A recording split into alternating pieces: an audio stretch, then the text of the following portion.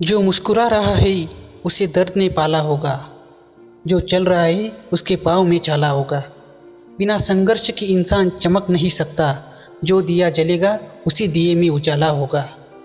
संघर्ष क्यों बचे संघर्ष से? संघर्ष ही तो जीवन की आत्मा है। जितना कठिन संघर्ष होगा उतनी ही शानदार जीत होगी।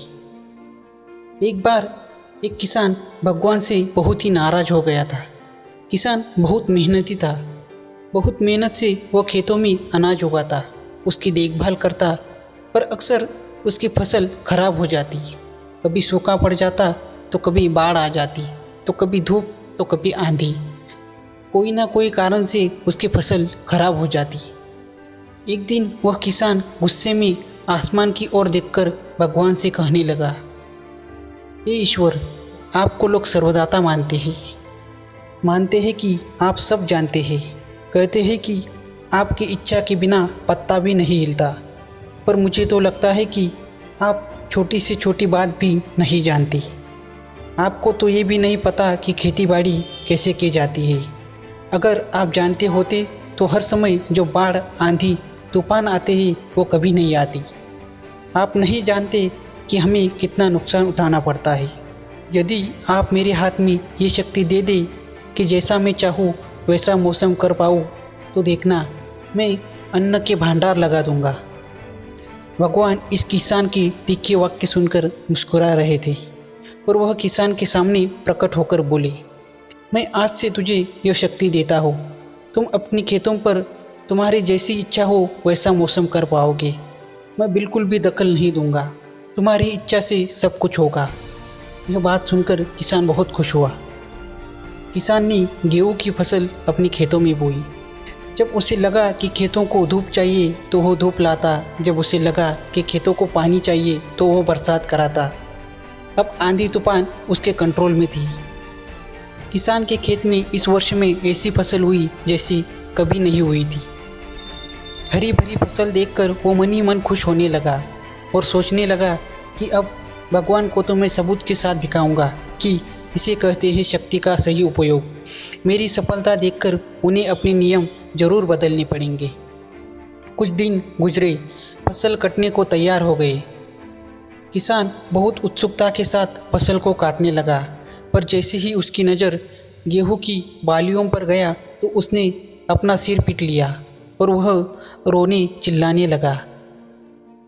गेहूं की एक भी बाली के अंदर गेहूं का दाना नहीं था। सारी बालियां अंदर से खाली थी।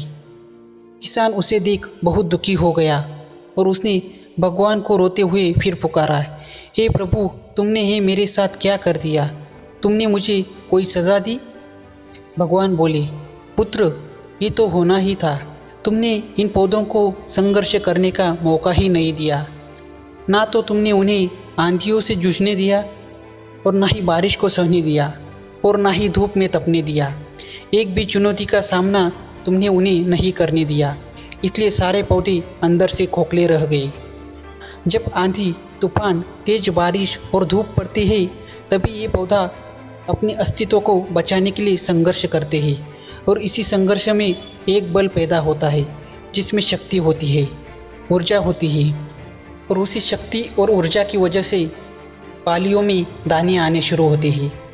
सारे बालियाँ इसलिए खाली है, इसमें एक भी गेहूं का दाना इसलिए नहीं है क्योंकि तुमने अपने पौधों को संघर्ष कराया ही नहीं।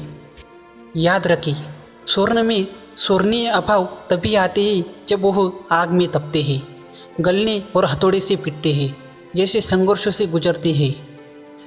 कोयले का टुकड़ा हीरा तभी बनता है जब वह उच्च दाब और उच्च ताप की मुश्किल परिस्थितियों से गुजरता है।